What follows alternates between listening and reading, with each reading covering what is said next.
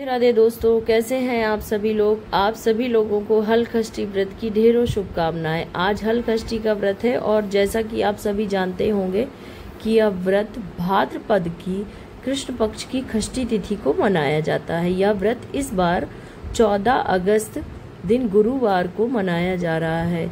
Friends, यह व्रत उत्तर प्रदेश, बिहार, राजस्थान, झारखंड काफ़ी राज्यों में बहुत धूमधाम से मनाया जाता है। इस व्रत को मनाने का यही बहुत सारी मान्यताएं प्रचलित हैं। कहते हैं यह व्रत संतान की लंबी आयु और स्वास्थ्य के लिए माताएं करती हैं। आपके यहाँ भी अगर यह व्रत होता है तो आपकी हर जगह की अपनी अपनी विधि होती है। हमारे यहाँ करने की कुछ यह विधि है कि हम लोग सुबह उठ करके बिना जल पिए व्रत को शुरू करते हैं और इस व्रत को रखने के कुछ नियम होते हैं। जैसे व्रत में हमें व्रत रहने वाली औरतों को खेत में उगाई गई कोई भी चीज़ नहीं खानी होती है। हम छठ मैया को तो 6 प्रकार का भुना हुआ अनाज भेंट में चढ़ाते हैं, पर वो अनाज हमें स्वयं नहीं ग्रहण करना होता है।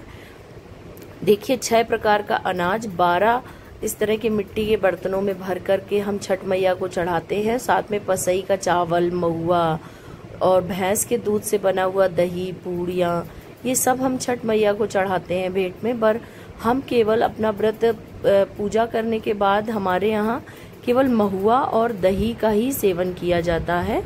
वैसे पूरे दिन में आप वो चीज़ें खा सकते हैं जो पानी में उगाई गई हैं, जैसे पसई का चावल है, नारी का साग है, सिंघाड़े हैं, सूखे मेवे हैं, सेब है, ये सब चीज़ें खा सकते हैं। पर जो चीज़ें खेत में उगाई जाती हैं, जोती और बोए में होती हैं, वो चीज़ें हमें नहीं खाना होता है। फ्रेंड्स, हम बात करते हैं कि छठ मैया की। छठ मैया कौन है? छठ मैया ये वही छठ मैया हैं जो कि भगवान शिव जी के पुत्र कार्तिकेय जी की पत्नी हैं और भगवान सूर्य जी की बहन है। ये वही छठ मैया है दोस्तों, जो बच्चे के जन्म के 6 दिन के बाद हम छठी का मनाते हैं। ये वही छठ मैया है। ये छठ मैया का पूजन हम लोग आज हलखष्ठी के दिन भी करते हैं। कुछ लोग इसे ललही छठ भी बोलते हैं। अलग अलग राज्यों में अलग अलग नाम से प्रचलित है यह व्रत।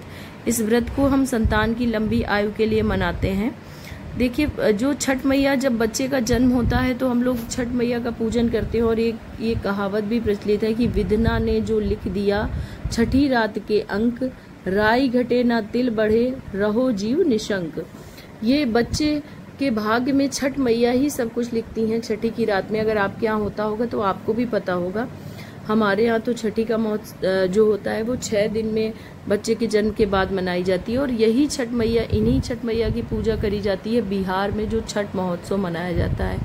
फ्रेंड्स, ये छठ का त्यौहार है। मतलब हमारे यहाँ इस जो भाद्रपद में होता है ये हलखष्ठी का त्यौहार है। और दूसरा ये छठ मैया का त्यौहार बिहार में मनाया जाता है, वो भी छठ मैया का ही त्यौहार है। इस दिन हम भगवान शिव, पार्वती जी, गणेश जी, कार्तिकेय जी और उनकी पत्नी छठी मैया की पूजा करते हैं। और इस पूजन में हमने आपको पहले बताया जैसा कि कलश रखने के बाद हमने 6 प्रकार का अनाज भर करके मिट्टी के बर्तन में, 6 छठ मैया के लिए मिट्टी के बर्तन होते हैं और 6 बेटे के लिए होते हैं। मेरे एक बेटा है तो मैंने 6 बर्तनों में भुना अनाज भर करके रखा है। कलश स्थापना करने के बाद छठ मैया का पूजन करते हैं। और यहाँ पर कुश और पलाश की कथा भी प्रचलित है। कुश और पलाश के पत्तों का भी पूजन किया जाता है। मैं तो यहाँ पर हलखष्ठी व्रत की कथा लेकर के आई थी।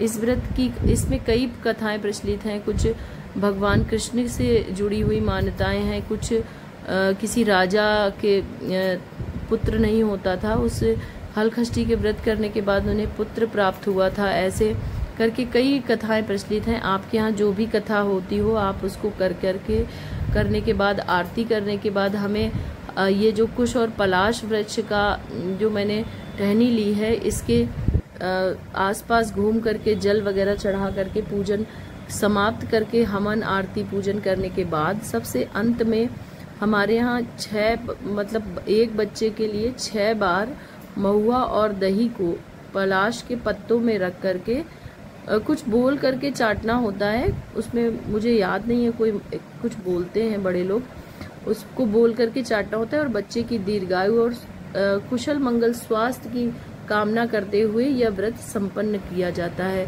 फ्रेंड्स, अगर आप लोगों को यह जानकारी पसंद आई है तो please like and subscribe my channel. Thank you friends. Radhe Radhe दोस्तों।